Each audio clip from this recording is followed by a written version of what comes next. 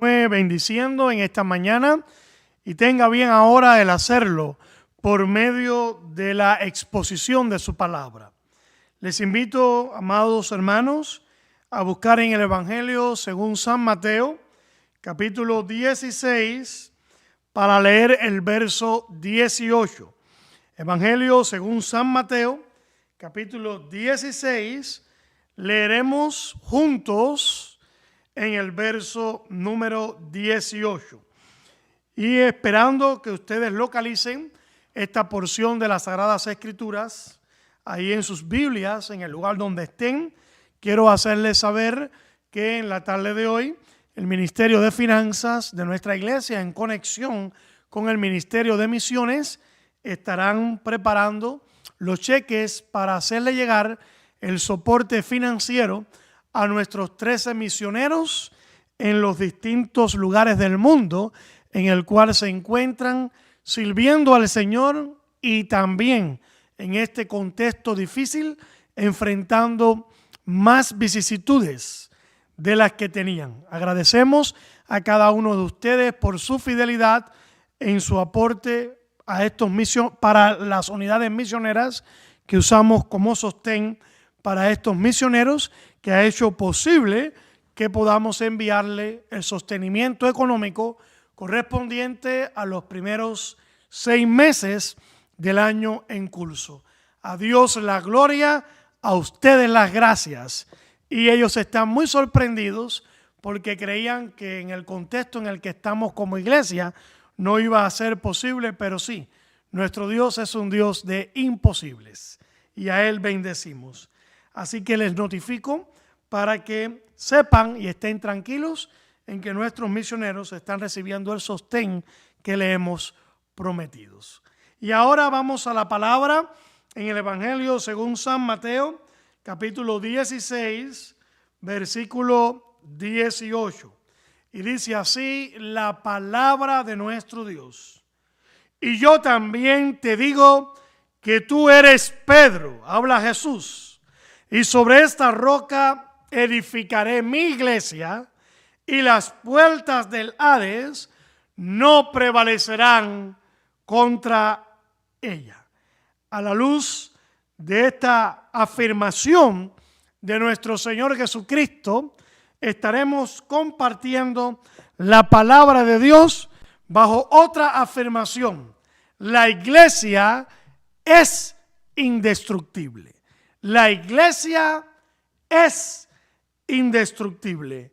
Dice Jesús, sobre esta roca edificaré mi iglesia y las puertas del Hades no prevalecerán contra ella. La iglesia es indestructible. Oremos.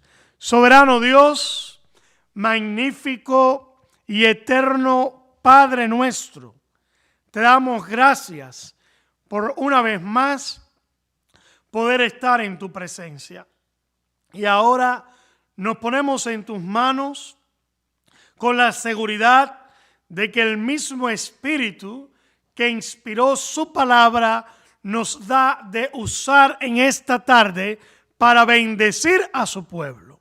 Y haz que las verdades que hemos de compartir sean saturadas por tu gracia, inspiradas por tu Espíritu y lleguen a nuestros corazones para hacer sólida nuestra fe y nuestra confianza en ti y en el proyecto que tú estás desarrollando en el mundo.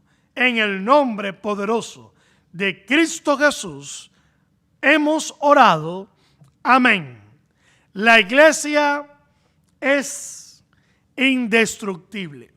Y es importante asumir esta aseveración que significa una afirmación veraz en un contexto como en el que estamos viviendo, en que los templos han sido cerrados, pero podemos afirmar que la iglesia no.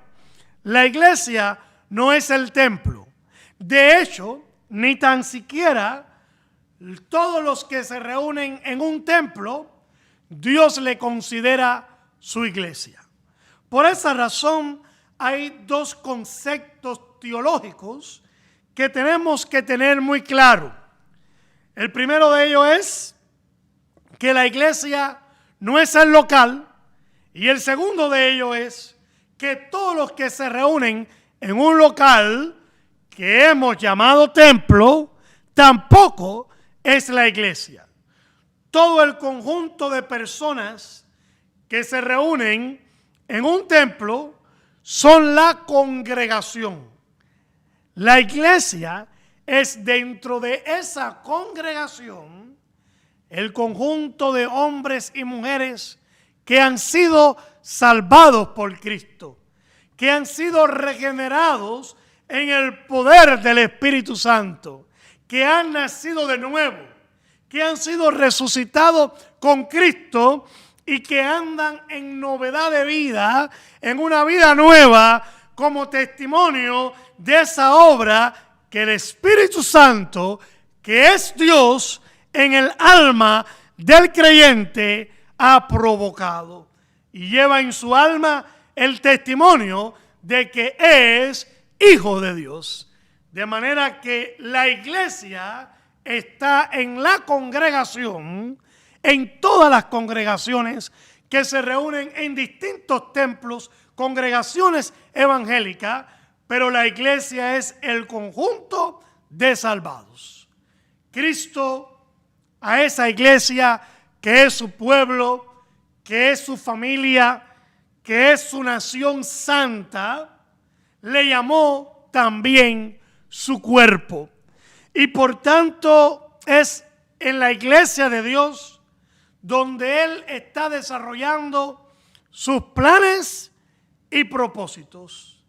Y si la iglesia es la agencia divina en la tierra, donde Dios está desarrollando sus planes y sus propósitos, es de suponer que sea objeto de ataque, blanco de ataque del maligno y de los malignos. Razón por la cual la iglesia del Señor Jesucristo, desde sus comienzos y también en todo su desarrollo histórico, e inclusive en la actualidad, ha sido objeto de ataque de enemigos que podemos llamar en esta mañana enemigos externos y enemigos internos. La iglesia se ha visto enfrentada por estos dos tipos de enemigos: enemigos externos, enemigos internos, que han proyectado y han procurado su desaparición. Y observamos que en sus comienzos estos enemigos externos de la iglesia tuvieron que ver con religiosos.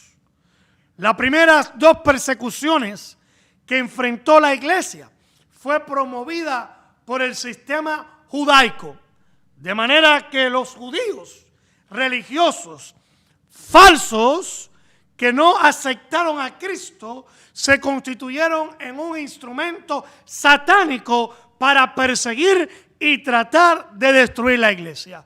Usted observa que quien llegó a ser el gran apóstol Pablo, anteriormente Saulo, iba en ese empeño a Damasco a destruir y a meter en prisión a los cristianos para que la obra de Dios y la iglesia cristiana no continuara prosperando.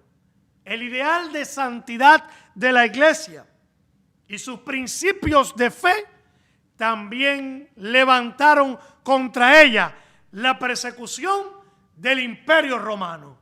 Y los romanos 10 persecuciones lanzaron contra la iglesia y la iglesia prevaleció a tal punto que un emperador romano llamado Constantino instituyó el cristianismo como religión de Estado en un momento en que el cristianismo, el imperio romano, estaba en decadencia.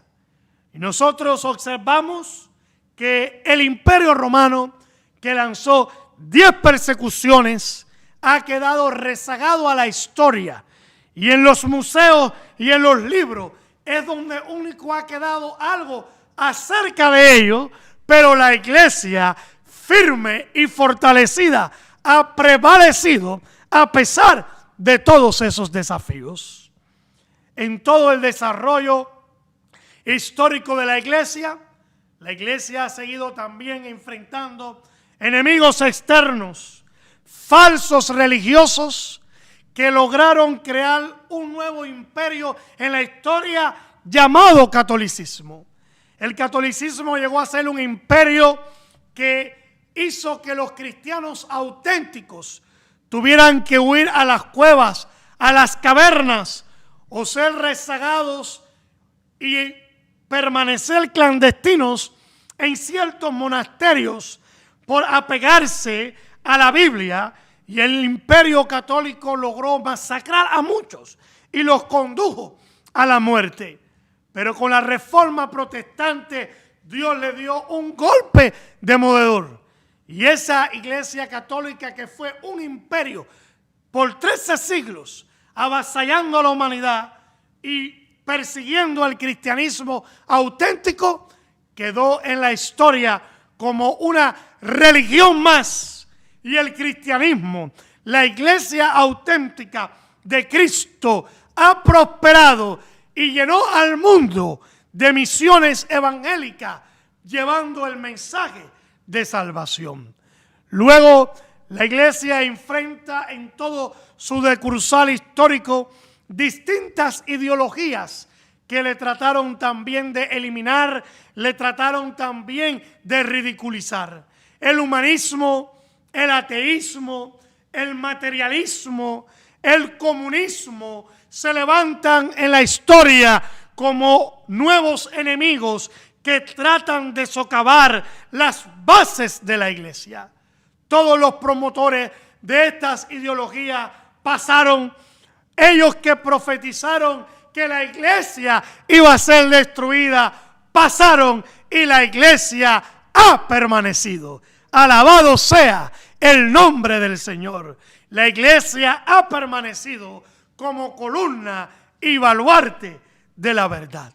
Y a pesar de que el maligno no solo ha usado enemigos externos para destruirla, sino que también desde sus comienzos ha usado enemigos internos. El primero que tuvo que lidiar con esto en la primera congregación, integrada por 12, fue nuestro propio Señor Jesucristo. Eran 12 y uno, él mismo dijo, era diablo. Uno era traidor. Y no ha faltado desde el comienzo de la iglesia.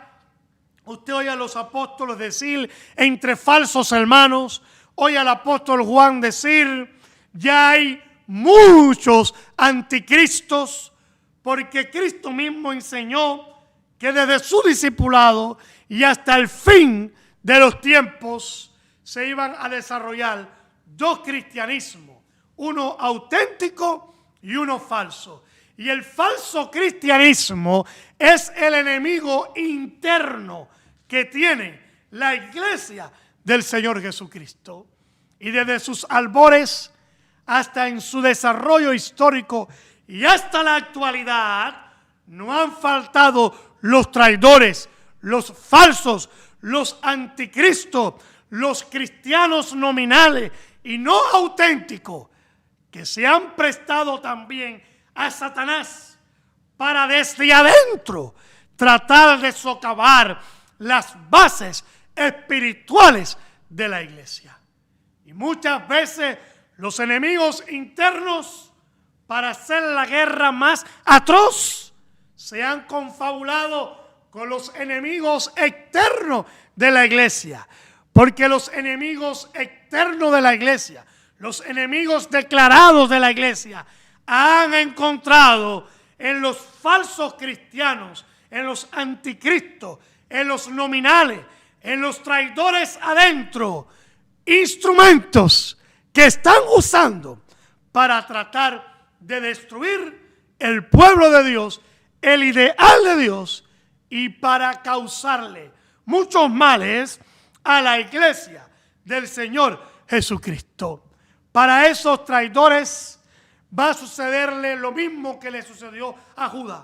Terminó endemoniado y después que Satanás lo usó, fue y se suicidó. Y así ha pasado y así pasará con el enemigo interno de la iglesia. Cristo también tiene pronosticado cuál será su suerte.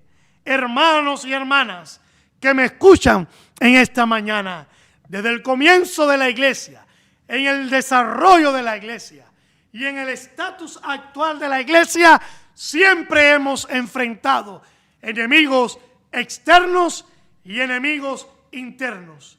Ellos han pasado, la iglesia ha permanecido.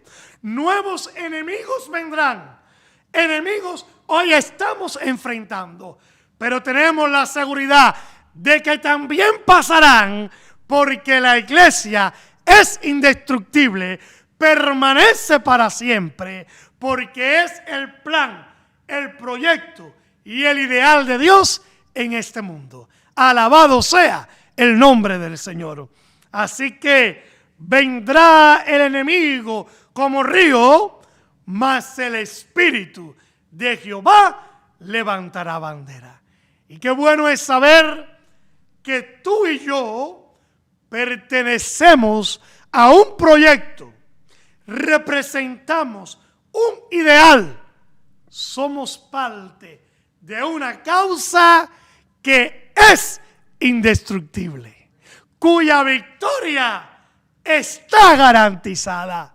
De ahí que el apóstol Pablo podía decir: nuestro trabajo en el Señor nunca será vano, porque este es un proyecto determinado a triunfar. ¿Y cuáles son las razones por las cuales la iglesia es indestructible? ¿Cuáles son las razones por las cuales la iglesia, a pesar de sus enemigos, ha prevalecido? Hay países donde el comunismo, cuando llegó, profetizó que la iglesia iba a dejar de ser, pero la iglesia permaneció, creció y se fortaleció ante sus narices, porque este proyecto no es humano, este proyecto es divino. Y si usted es de aquello que está buscando evidencias para creer en la existencia de Dios, una evidencia contundente es la propia existencia de la iglesia. Porque lo único que hace y explica que la iglesia haya permanecido hasta aquí, a pesar de todos los desafíos que ha enfrentado, es porque no es un proyecto de hombre, es un proyecto de Dios. Alabado sea el nombre del Señor. Porque la iglesia es indestructible. Porque la iglesia es un proyecto destinado a triunfar. Porque es imposible que la iglesia deje de ser. En primer lugar, porque Cristo es su fundamento. Leemos en la primera parte de este versículo 18, y dice el Señor Jesucristo, respondiendo a la declaración que hace Pedro, cuya declaración se lee en el versículo 16, y que Cristo afirma que esa declaración no es fruto de su inteligencia humana ni de su percepción natural, sino que esa declaración de Pedro es fruto de la revelación de Dios. Y observamos que en el versículo 16, Pedro, ante la pregunta, ¿quién dicen los hombres que soy yo? Dicen los hombres que es el Hijo del Hombre? Pedro responde: tú eres el Cristo, el Hijo del Dios viviente, el unigénito Hijo de Dios, que en el seno de la Trinidad es hijo. Y entonces Jesús le respondió: bienaventurado eres, Simón, hijo de Jonás, porque no es porque tú tienes un conocimiento que aventaja a los demás.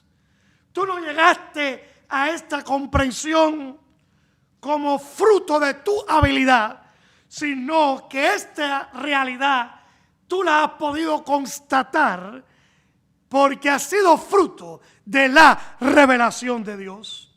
Y le dice: Simón, hijo de Jonás, porque no te lo reveló carne ni sangre, sino mi Padre que está en los cielos. Y Jesús ahora dice: y yo te digo que tú eres Pedro, y sobre esta roca edificaré mi iglesia.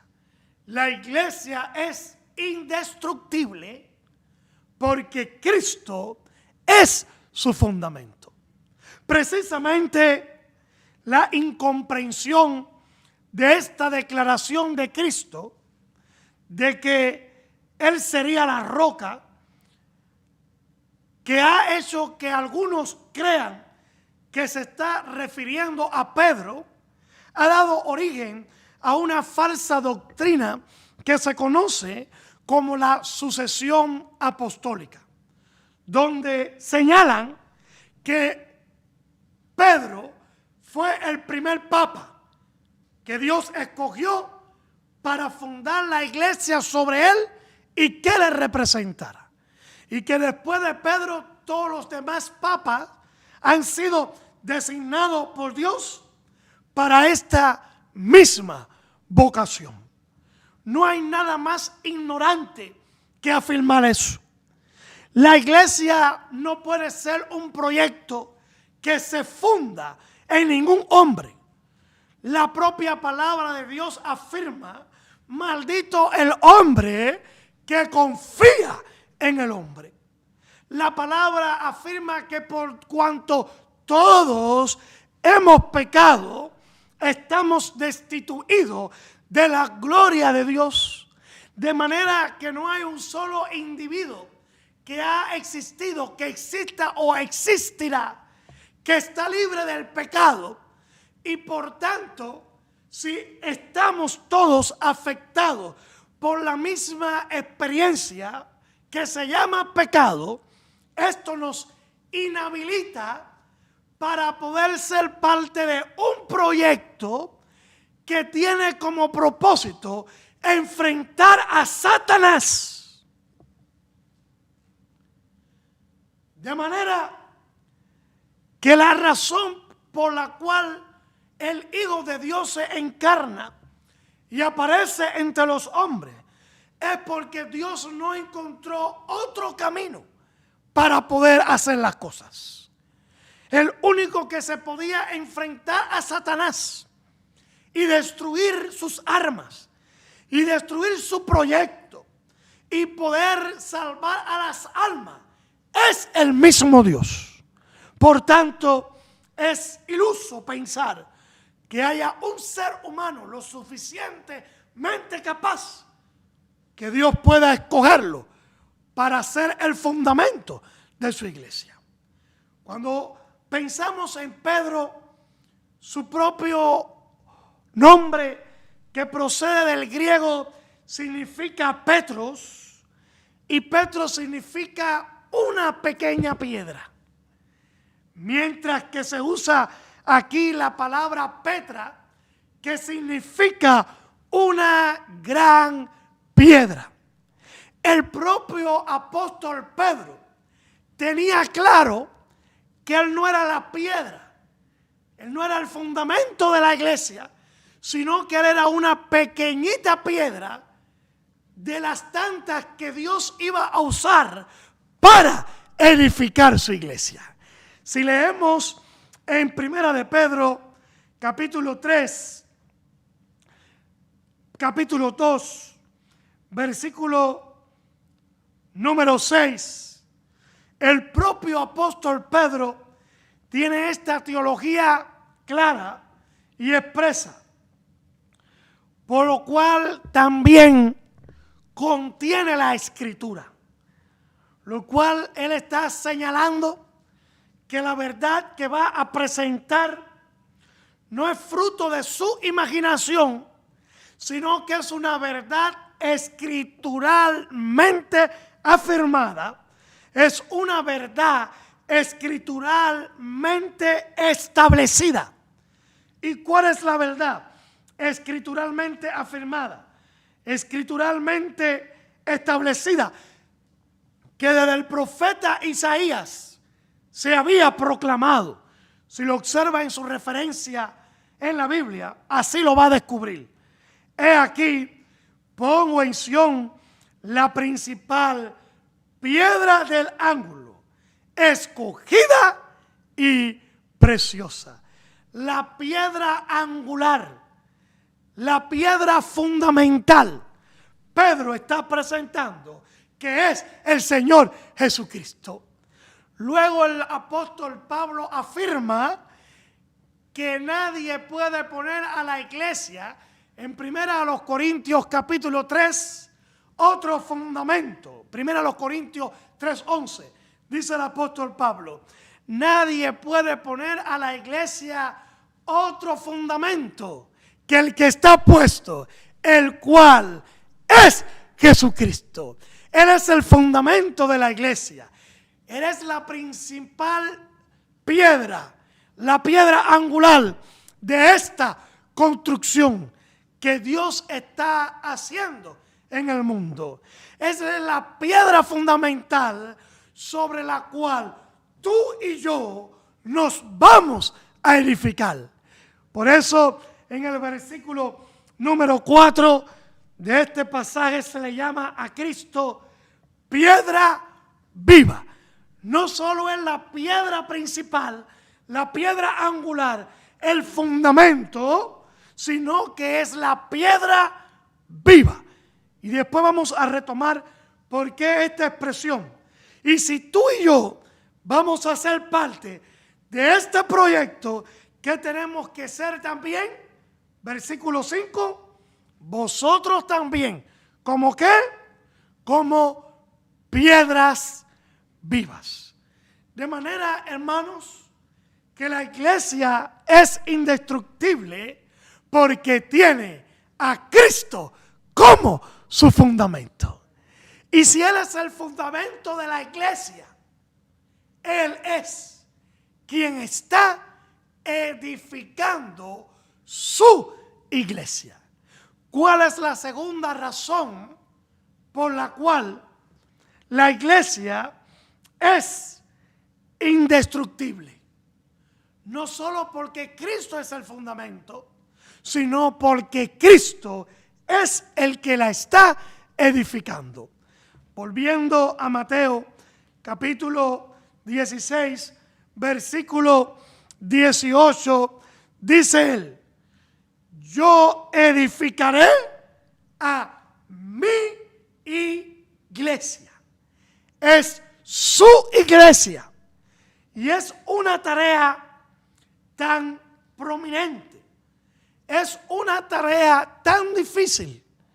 Es una tarea tan imposible que él no la pudo delegar.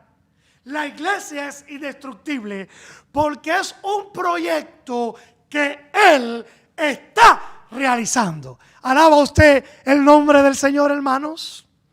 Sus enemigos le quisieron eliminar.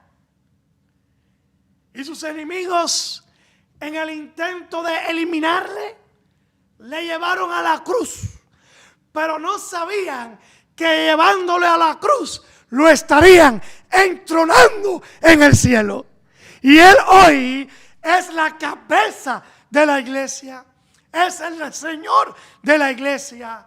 Es el esposo de la iglesia.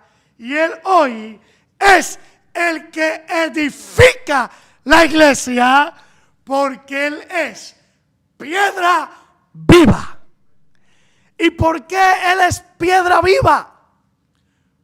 Porque él es el único que entregó su vida y se dejó matar pero aseguró que tenía poder para ponerla y tenía poder para tomarla. Alabado sea el nombre del Señor. Al él poner su vida, se ofrece como propiciación por nuestros pecados.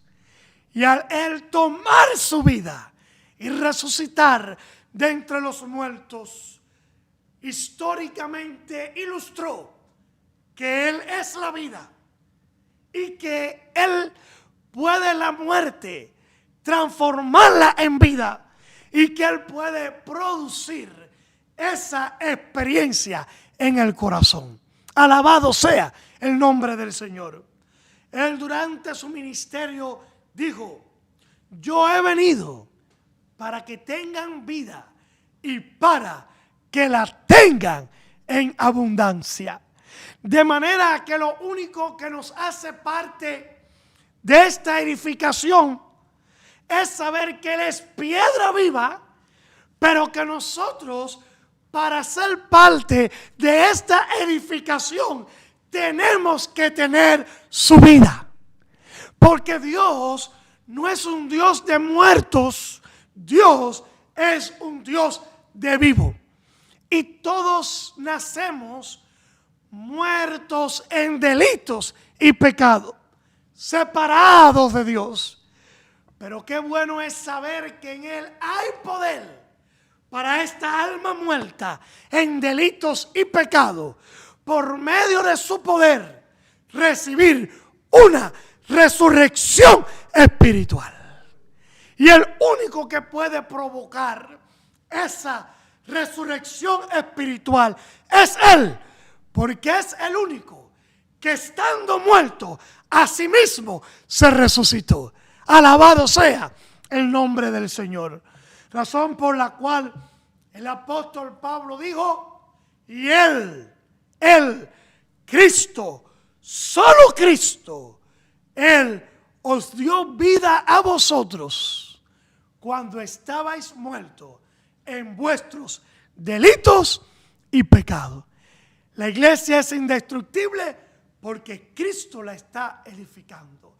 Porque Él sigue dando vida a los contristos de espíritu, a los arrepentidos, a los que han vivido en delitos y pecados, y al escuchar el mensaje del Evangelio se han compungido, han reconocido su necesidad de Dios, han abrazado la obra de Cristo y el Espíritu Santo les ha resucitado, y ahora es Dios en su corazón haciéndoles piedras vivas que son parte del proyecto de Dios, que es un proyecto de vivos espirituales cuyos nombres están inscritos en el libro de la vida.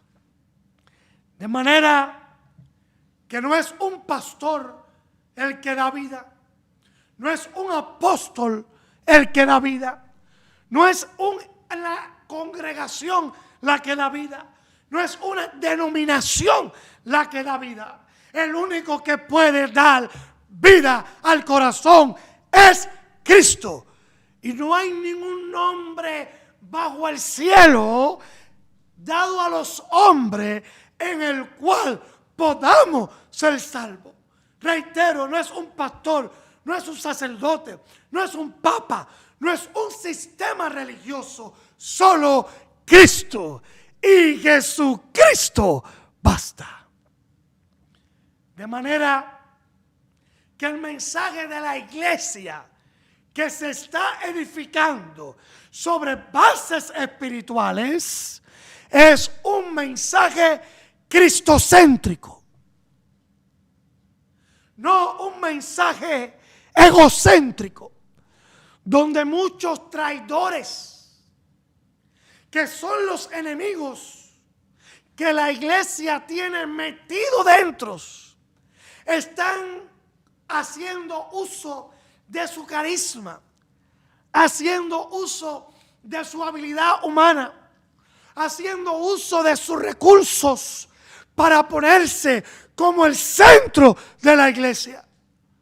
Y hay personas que le han logrado apreciar y estimar de tal manera que los han puesto como el centro de su corazón.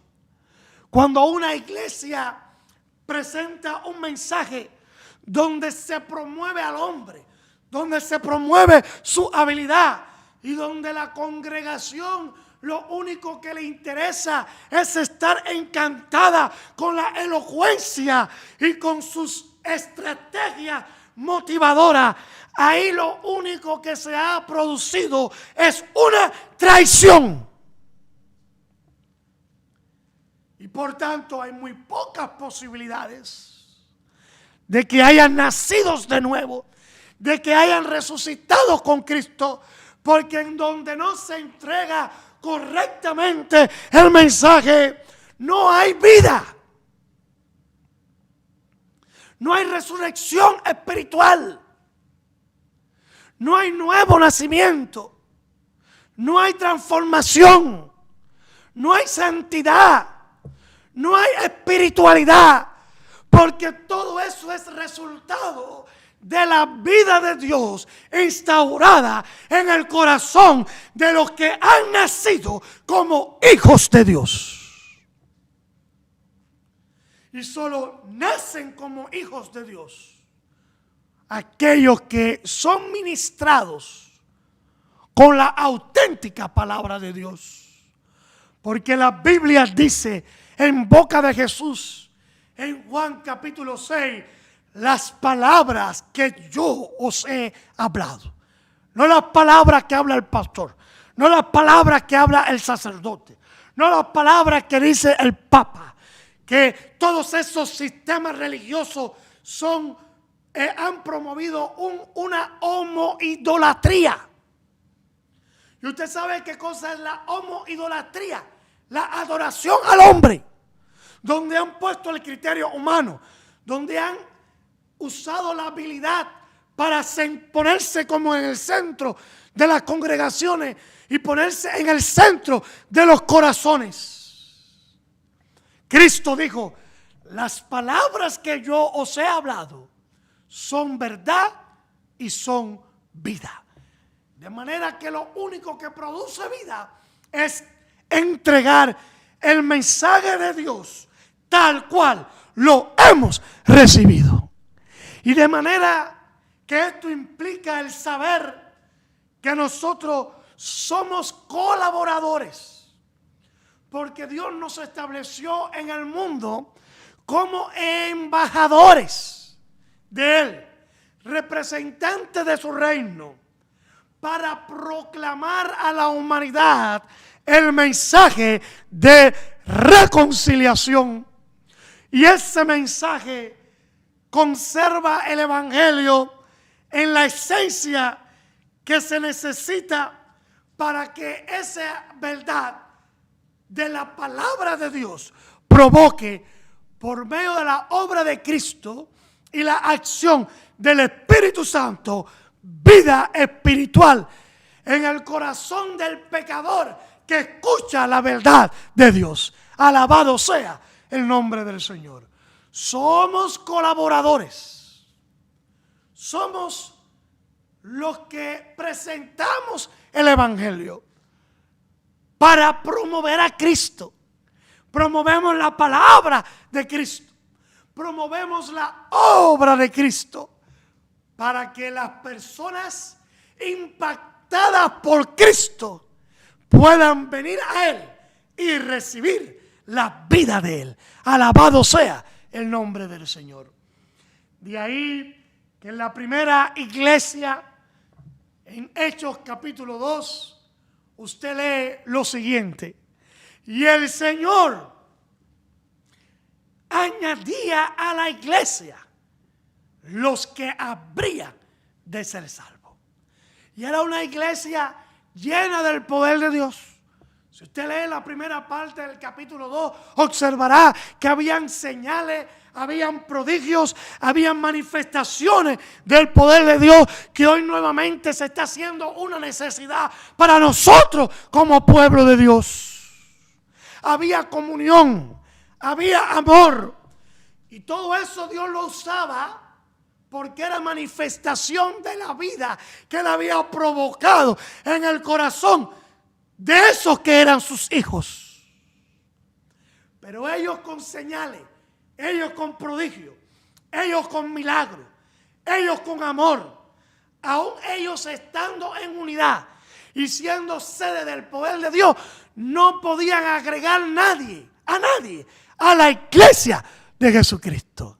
Dice la Escritura, y el Señor añadía a la iglesia cada día los que habrían de ser salvos. Y yo pregunto en esta tarde, ¿quién añadía a la iglesia los que habrían de ser salvos? El Señor. Él es el que edifica su iglesia. Razón por la cual en Juan capítulo 10 se leen las siguientes palabras. Juan capítulo 10 se leen las siguientes palabras.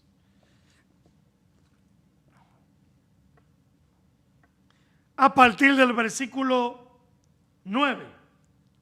Juan 10, 9.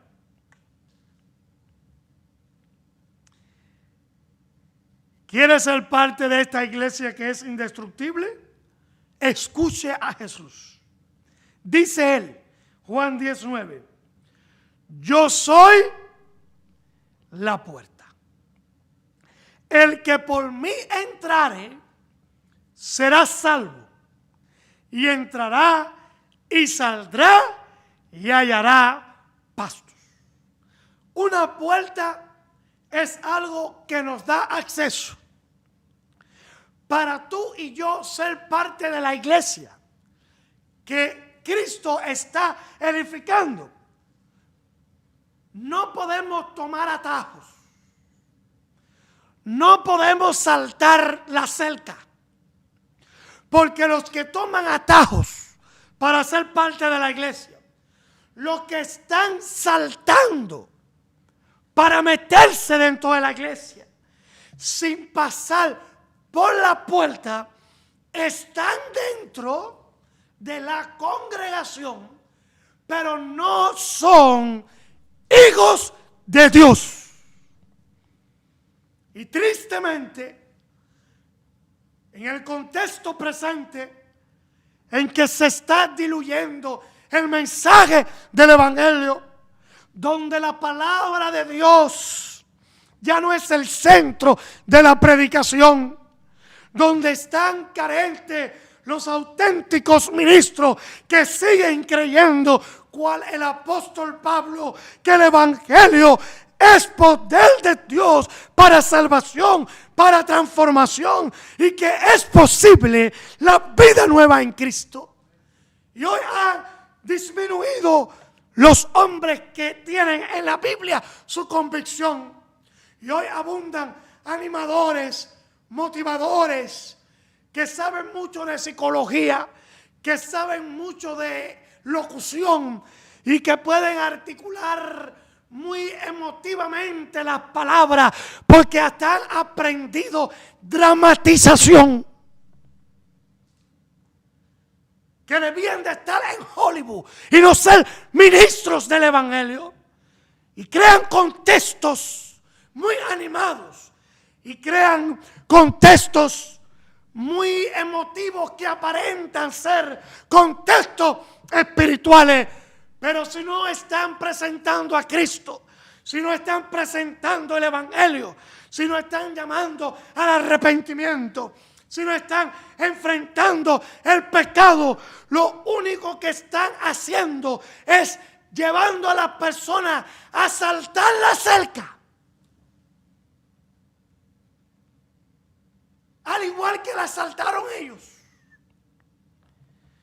Y estar dentro, no como ovejas, sino como chivos, cabras, que luego son los instrumentos que se prestan a Satanás para tratar de destruir la iglesia desde adentro. Y la Biblia afirma: horrenda cosa es caer en manos del Dios vivo. Si tú y yo queremos ser parte de esta iglesia que Cristo está edificando, recuerde, Él es la puerta. Alabado sea el nombre del Señor. Y para entrar por esa puerta tenemos que reconocer que somos pecadores. Para entrar por esa puerta tenemos que sentir contrición y profundo dolor por nuestro pecado. Para entrar por esa puerta tenemos que sentirnos el más miserable de los hombres, la más miserable de las mujeres, porque el Espíritu actúa sobre nuestra conciencia y nos convence de pecado. Pero qué bueno que cuando estamos en esa crisis que nos aborrecemos a nosotros mismos, Cristo aparece como esa propiciación por nuestros pecados y sentimos que ante la justicia divina Él pagó mi deuda. Alabado sea el nombre del Señor. Y entonces entro por esa puerta justificado, resucitado, porque he sido perdonado y lavado en la sangre de Cristo de todos mis pecados. Y ahora Dios en mí, por medio del Espíritu Santo, me hace ser un hombre salvado. Y ahora salvado, estoy creciendo en el Espíritu, estoy creciendo en santidad, estoy creciendo en espiritualidad, porque para todo el que ha entrado por la puerta, ¿qué dice el Señor que Él tiene preparado? Lea el versículo, por favor. ¿Qué dice el Señor que Él tiene preparado? Dice el Señor que Él tiene preparado, ¿qué? Pastos. Alabado sea el nombre del Señor. Pastos espirituales, que es la palabra de Dios no adulterada, que Cristo la compara con pastos. El apóstol Pedro, quien leíamos ahorita, la compara con la leche espiritual no adulterada que nos hace crecer para salvación. Alabado sea el nombre del Señor. Y de la misma manera que el pasto hace a las ovejas vigorosas y fuertes, la palabra de Dios nos llena para vivir en santidad. La palabra de Dios nos llena para crecer en espiritualidad. La palabra de Dios nos llena para comprender el tiempo en el cual estamos. La palabra de Dios nos capacita para obtener victoria. La palabra de Dios nos muestra lo que tenemos que dejar, y la palabra de Dios nos muestra lo que tenemos que abrazar para ser cabalmente hijos de Dios. Alabado sea el nombre del Señor. Y crecemos en esos pastos que Cristo ha preparado para aquellos que están entrando por la puerta. ¿Y cuál es la evidencia de que usted ha entrado y yo por la puerta? ¿Y cuál es la evidencia de que estamos disfrutando los pastos espirituales que Cristo ha preparado? ¿Cuál es la evidencia?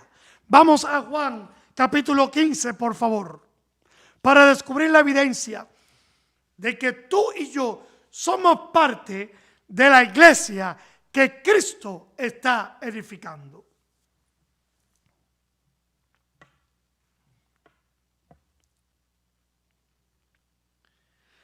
Vamos a observar qué es lo que hace Cristo en este proceso de edificación de su iglesia.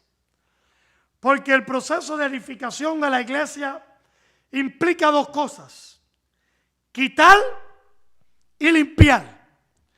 Y precisamente dice estas palabras Cristo en Juan capítulo 15, versículo número 2. Todo pámpano que en mí no lleva fruto. ¿Y por qué ese pámpano no está llevando fruto?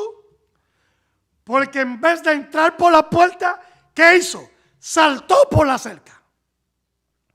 Y si saltó, no tiene la vida de él. Porque un fruto es expresión de vida. Una mata seca, un palo seco, no puede dar nada. Porque el fruto es expresión de la vida. Entonces el pámpano que no lleva fruto no entró por la puerta, sino que brincó la cerca. Y por tanto, si brincó la cerca, no tiene la vida de Dios en su corazón. Y si no tiene la vida de Dios, no está recibiendo los nutrientes espirituales que vienen de Dios por medio de Cristo para poder dar fruto. ¿Ha comprendido, hermano? ¿Y qué va a hacer el Señor? Lo quitará. Lo quitará. Y usted sabe que tristemente, hasta el último día de la historia, va a haber en la congregación gente que en vez de entrar por la puerta, saltaron la cerca. De ellos habló Cristo y le llamó cizaña. Y dijo que al final va a mandar a los ángeles para separar en la congregación lo que es su iglesia de lo que es cizaña. Y la cizaña va a ser atada en manojo. Y la cizaña es cizaña porque no da fruto en comparación con el trigo. ¿Y por qué no da fruto? Todas estas son ilustraciones que Cristo usó para señalar la verdad. Que si usted y yo entramos por la puerta y somos salvos, tiene que haber fruto. Alabado sea el Señor. Y no solo tiene que haber fruto, ese fruto tiene que abundar. Y dice, todo pámpano que en mí no lleva fruto, lo quitará. Y todo aquel que lleva fruto, lo limpiará para que lleve más fruto. Bendito sea el nombre del Señor. Y dice en el versículo 5, yo soy la vid, vosotros los pámpanos. Si tú estás en mí, es porque entraste por la puerta. Y si entraste por mí, que soy la puerta, tú estás en conexión conmigo. Tú estás alimentándote en mis pastos, porque yo soy el buen pastor. Tú no solo llevas fruto, sino que llevas ¿qué? Mucho fruto. Y dice también que ese fruto permanece. Alabado sea el nombre del Señor. Y debemos examinarnos a nosotros mismos en esta tarde, porque esta verdad bíblica es muy, muy seria. ¿Está su nombre, está mi nombre inscrito en el libro de la vida? Porque nadie que no entre por Cristo, que es la puerta, tiene su nombre inscrito ahí. No saltemos la cerca. No estemos evadiendo la puerta por no querer aceptar la realidad de lo que somos. Por no querer aceptar la condición en la que estamos.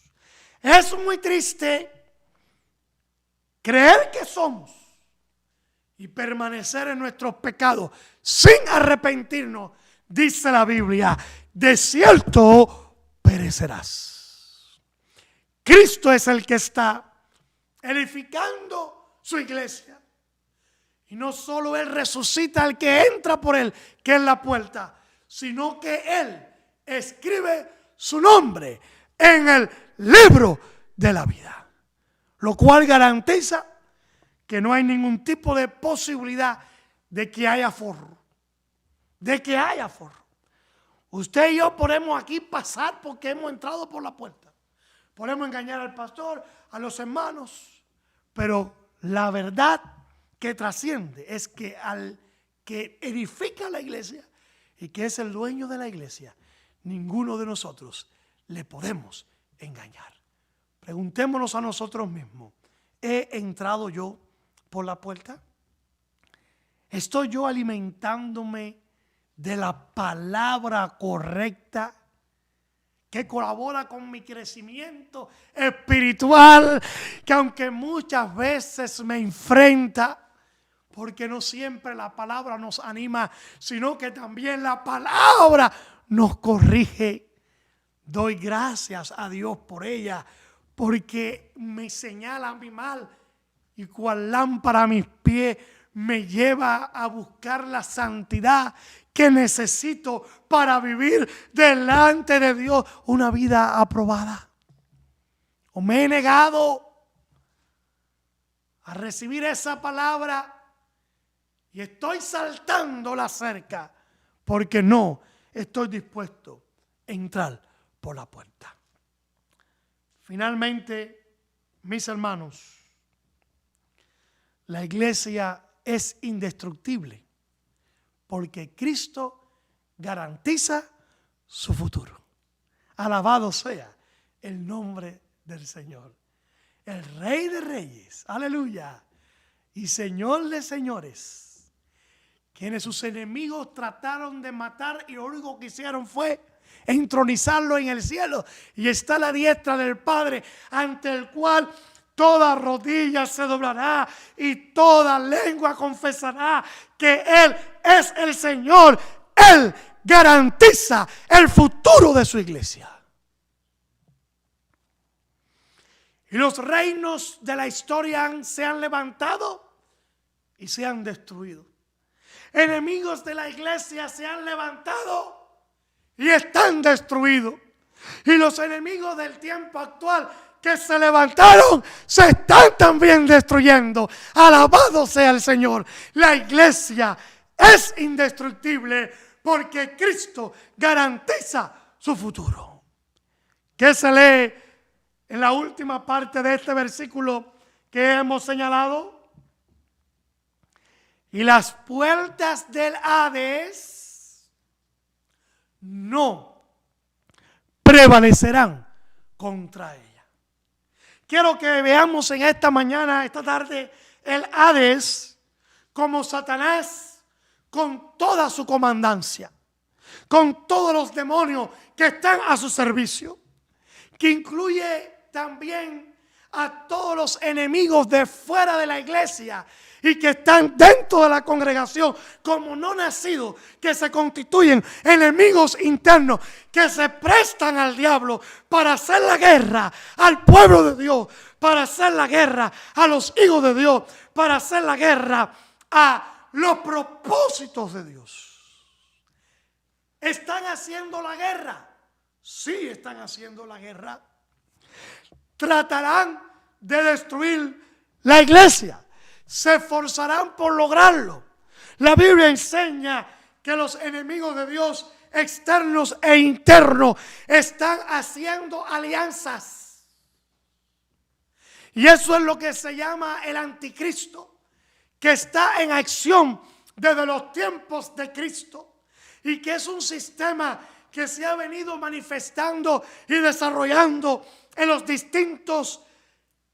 distintas etapas históricas por lo que ha transitado la iglesia y donde la iglesia ha enfrentado persecución, y que hoy nuevamente se está organizando el anticristo secretamente, ocultamente, está uniendo fuerzas.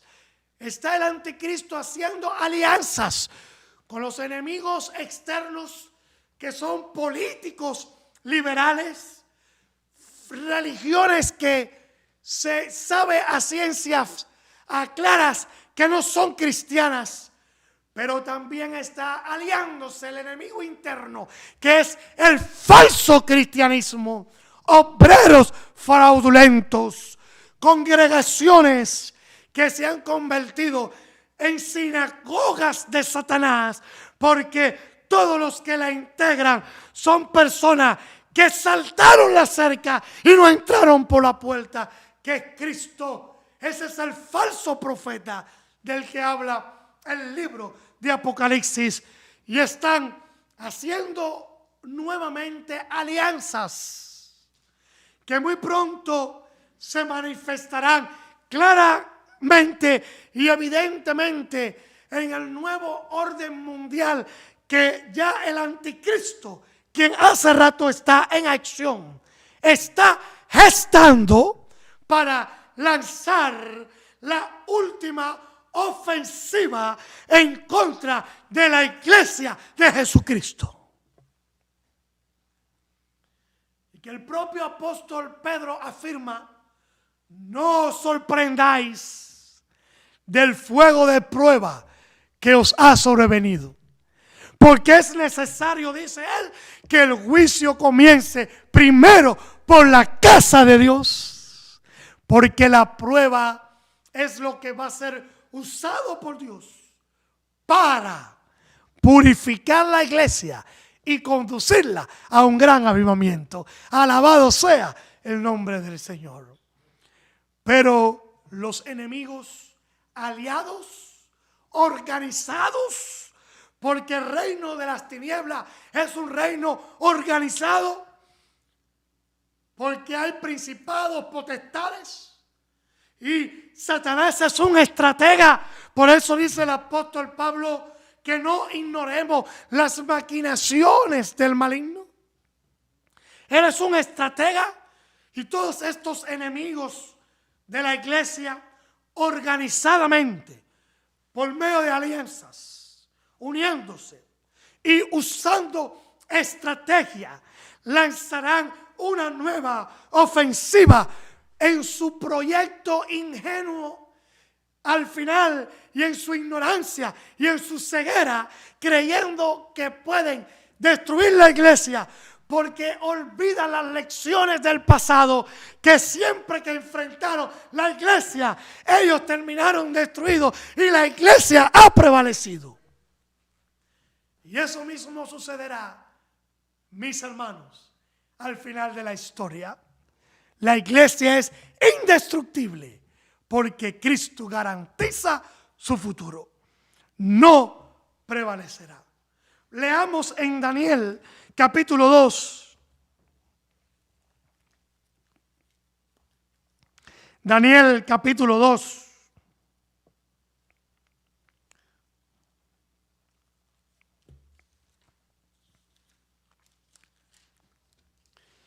Versos 43 y 44, para observar cómo ha sido profetizado las acciones del maligno y los malignos para tratar de destruir la iglesia del Señor Jesucristo.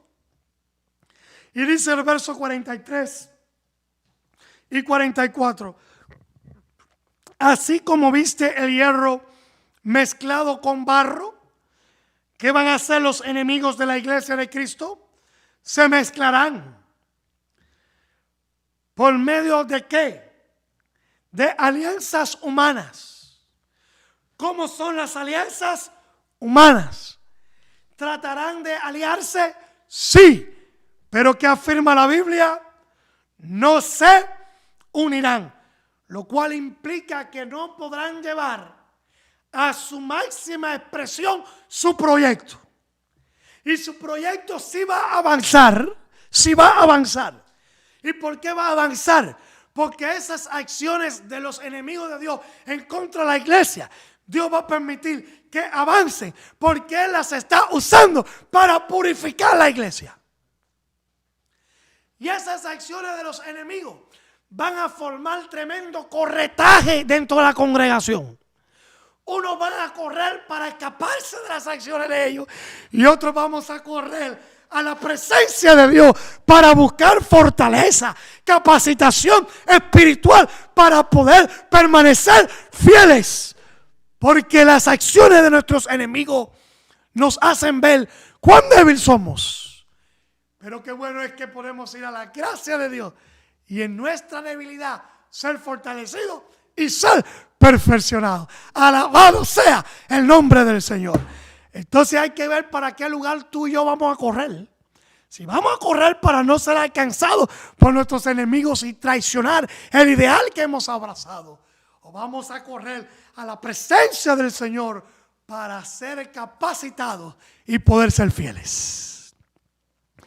Porque dice el verso 44, y en los días de estos reyes, el Dios del cielo levantará un reino que no será, ¿qué, hermano? Repítalo en su casa, jamás destruido. ¿Qué afirma Cristo en el verso que es base de nuestra mensaje en esta mañana? No prevalecerá. ¿Y qué afirma la palabra de Dios? No será jamás destruido. La iglesia es indestructible porque Cristo asegura su futuro. Vamos a leer en Apocalipsis. Apocalipsis, para ver esta verdad. 17:14.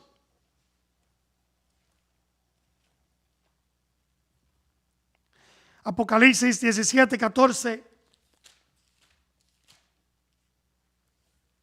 Un texto que me apasiona en gran manera porque se ve enunciado el triunfo de la iglesia de Jesucristo. ¿Qué dice Apocalipsis 17:14? Pelearán contra el Cordero. ¿Van a pelear o no van a pelear? La Biblia asegura que las acciones de los enemigos van a prosperar hasta un punto en que Dios quiera, pero no van a prevalecer. Alaba usted el nombre del Señor. Pelearán contra el Cordero, pero ¿qué afirma la Biblia? Y el Cordero los vencerá, porque Él es Señor de señores, Rey de reyes, y los que están con Él, ¿cómo son? ¿Cómo son los que están con Él? Llamados, elegidos y fieles. Alabado sea el nombre de nuestro Dios. Y dice el verso 15, mas me dijo también, las aguas que habla de multitudes, las aguas aquí representan multitudes, que has visto donde la ramera se sienta, ¿qué son? Pueblos, muchedumbre, naciones y lengua. Los enemigos de Dios van a lograr reclutar un buen sector de la humanidad para combatir la iglesia de Jesucristo. Pelearán contra el Cordero, pero no le vencerán. El Cordero obtendrá la victoria. Alaba, amado y hermano y amada hermana, alaba usted el nombre del Señor en esta tarde por la victoria que eternamente nos está garantizada. Y al final tenemos un futuro en la casa de nuestro Padre.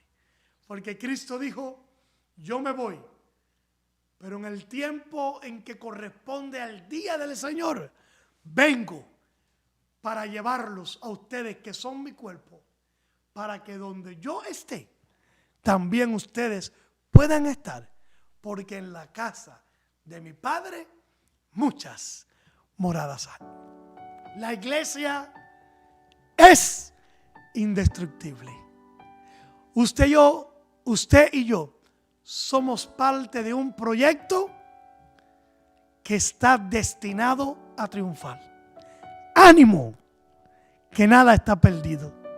Fortaleza, porque las victorias más grandiosas están por venir. Seguridad de que Dios está comprometido con su palabra. Certeza de aunque nos aguarde tiempos difíciles, porque el maligno va a avanzar en sus acciones en contra de la iglesia, se va a quedar con las ganas, porque la victoria es de Cristo. Alabado sea el nombre del Señor. Y mi pregunta final en esta tarde es: ¿Es parte ya usted de esta iglesia? ¿Siente usted en su corazón la certeza que provoca el Espíritu Santo de que usted es hijo de Dios? Quizá usted haya nacido en la iglesia, quizá usted tenga una religión, quizá usted está culturalmente identificado con la iglesia. Nada de eso. Quizá usted simpatiza con la iglesia, le gusta la iglesia, le gustan los cristianos. Nada de eso le hace ser hijo de Dios. Nada de eso le hace tener su nombre inscrito en el libro de la vida. Todos los que somos parte de la iglesia o queremos ser parte de ella, tenemos que entrar por la puerta. La puerta es Cristo. Como te respetamos y como queremos que tengas un verdadero futuro, no estamos regalándote los oídos, motivándote, diciéndote que estás bien, que el pecado no es problema. Como te amamos, queremos lo mejor para ti. Te estamos señalando lo que un día mi pastor a mí me señaló y mis líderes me enseñaron, que hay que entrar por la puerta. Muchos están ayudando a la gente a brincar la cerca. Y al brincar la cerca están siendo ilegales en el reino de Dios. No son reconocidos por Dios. Nosotros en nuestra iglesia no enseñamos a brincar la cerca. Enseñamos que hay un camino mejor. Y es entrando por Cristo, que es la puerta. Alabado sea. Y usted será llamado hijo de Dios.